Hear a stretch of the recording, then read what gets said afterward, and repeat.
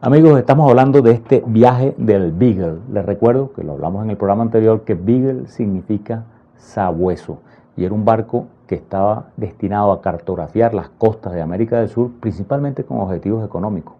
Les cuento que incluso antes de llegar a Argentina, ese año de 1832, ellos pasan por las Malvinas y es la época en la que los ingleses toman las Malvinas y se apoderan de ellas. Pero era un barco que tenía esa finalidad de cartografiar y ver los recursos naturales que estaban por ahí atrás, pues en estos países, pues en las tierras de América del Sur, y hacer planos, hacer mapas y ver qué interés económico podían tener en esa época para el imperio más grande del mundo, que era Inglaterra. Y les estaba contando de la vida de Charles Darwin con los gauchos, a los que él admiró mucho, pero también les reconocía cierta ferocidad, pues que él decía, mira, te invitan a comer, pero si hay alguna cosa que no le gusta, te acuchillan.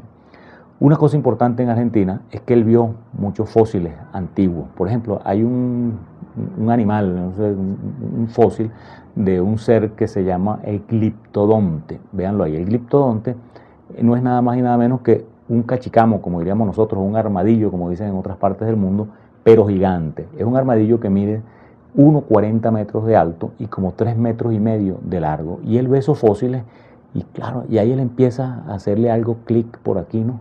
Decía, oye, estos seres tienen que estar emparentados, tienen que tener un origen parecido al de los armadillos chiquiticos que existen, estos otros grandotes que ya no existen. Bueno, cuando siguen de Argentina, siguen para abajo y van a la Tierra del Fuego.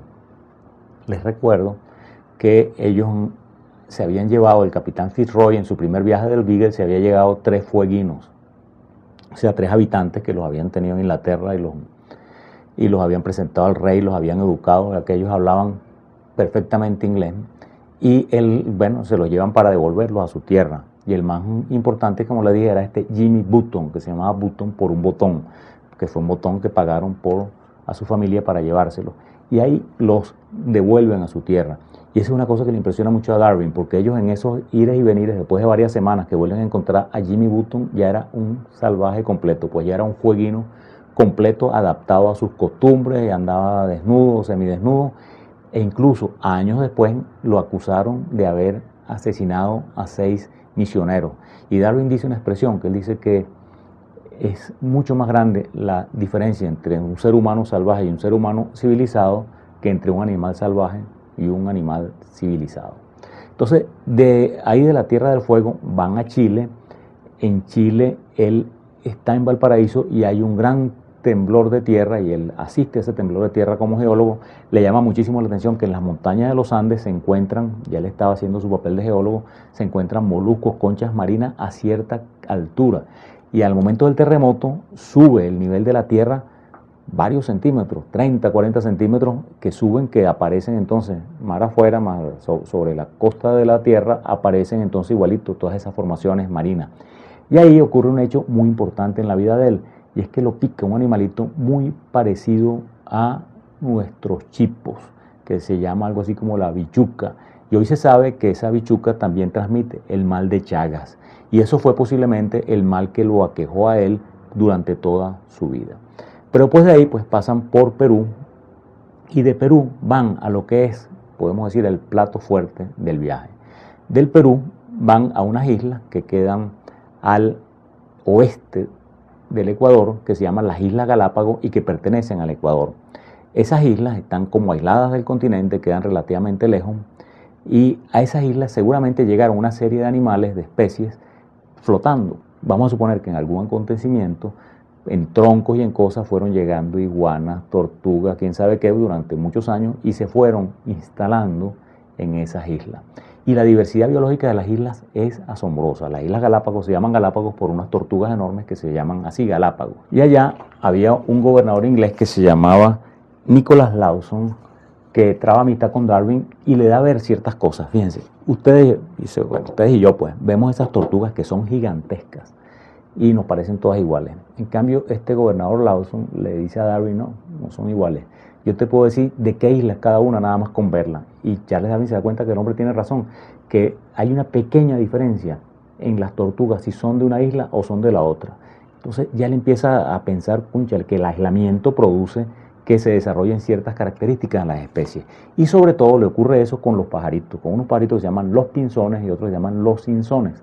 Él se da cuenta que los cinzones en particular son igualitos, pero les varía el pico, que uno tiene el pico más gruesito, otro según la isla en la que están, y se va adaptando a una cosa diferente, a una forma de vida diferente, porque como les dije en el programa anterior, pues de repente el pico más grueso le sirve para romper ciertas cosas y alimentarse de cierta manera, y el pico más largo le sirve a lo mejor para otro tipo de alimentación de insectos u otras cosas.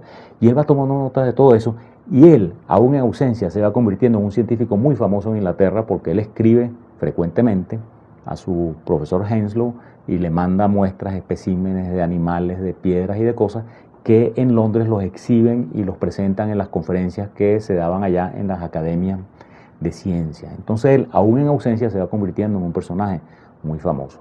Pero después termina el viaje, pues ya ellos se van, pasan por las islas esas de Tahití, después siguen por Nueva Zelanda, Australia, vean ahí el plano de cómo fue esa vuelta al mundo que le dieron, después la isla de los Cocos, pasan después por Ciudad del Cabo en África, después pasan por la isla de Santa Elena donde muere Napoleón Bonaparte, vuelven a pasar por Brasil y por fin regresan a Inglaterra.